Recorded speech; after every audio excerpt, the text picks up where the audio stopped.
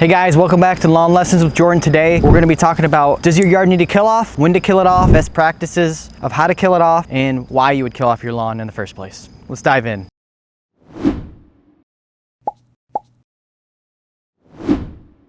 So as we're walking through this yard here, we can kind of see there's very large bare areas that will constitute a power seeding. You do want to seed when you have bare spots bigger than your fist, so that will make a lot of sense. We have a small area we are working with here. Sometimes it actually just makes more sense to seed the entire area rather than just bits and pieces, because then you're going to get mismatched grass types. And that brings us to our second point, actually, is if you kind of look in some of these areas right here, a lot of these grass types don't match. They're actually different levels. Some of them are growing faster than the other ones, and therefore they kind of just look not as clean as it should for a normal lawn. We can kind of see right here that they have like a wider bladed fescue. It's a little bit darker than the other grasses. It's like a clumping bunch grass, so it's going to be a different appearance, different texture than our good cool season grasses that we want. Another point is maybe we want a different cultivar. This lawn, we get a pretty much full sun, we get a little bit of shade, and a lot of times some lawns are mismatched. Say if it's a full sun lawn, they have fine fescue. That fine fescue is going to look burnt out, it's going to thin out, it's going to go dormant during the summer. Therefore, if there's fine fescue in a full sun yard, then that way we want to switch that up and get a nice Printer Rye or a Kentucky Blue. Our last point is maybe you need a different grass type for a different condition. This yard does not have any irrigation. Some grass types or varieties will respond better to no irrigation versus irrigation than others. For example, a turf type tall fescue would do better in full sun with no irrigation, or not requires much irrigation, as to a Kentucky Blue or a perennial ryegrass that needs more nutrients, it needs more irrigation to look better, especially during the summer months. Why would you kill off your lawn versus not kill it off? Well, again, large bare areas that are different grass types. You could get away with an aeration overseed if your grass mostly looks the same and you're pretty happy with the uniformity of it and the color. You could just do a regular power seeding or even an aeration. Again, when you have those invasive grass types, when you have really big bare areas, that will constitute a kill off a lot of times. So how do you do a kill off? How long do you have to wait before you can seed? We use a non-selective weed control such as a Roundup or Prosecutor. Basically, that's going to kill anything it touches. It's not a systemic, it's a contact, so it's not going to leach either. That's one of the good things about it. But we're going to spray that on the entire yard very uniformly. We're going to wait about 10 to 14 days, make sure everything's nice and dead. It's going to turn a tannish color when it's dead, and then therefore we can seed right into that thatch layer once that grass is dead. How long should you wait after killing off your lawn? You want to always read the label, of course, and a lot of times the label will say wait about 14 days or 2 weeks after time of kill off. So a lot of times we're coming back 2 weeks later. That's just when that weed control is no longer active in that soil, and you want to make sure too that everything is dead before you reseed that area. Can you seed right into the thatch of the dead lawn? A lot of times, yes, you can. But if you have a lot of low spots or high spots, or your thatch is really thick, sometimes you want to at least dethatch that or mow it very short before we come in with the power seeder, because we want the best seed to soil contact as possible when we're seeding. Sometimes when the thatch is really thick or that dead grass is really thick, kind of tough to get that seeder mixed in with that thatch, that grass seed that we're dropping. Sometimes it depends on the lawn when you're going to have to dethatch it, mow it really short, or take it out altogether and start fresh.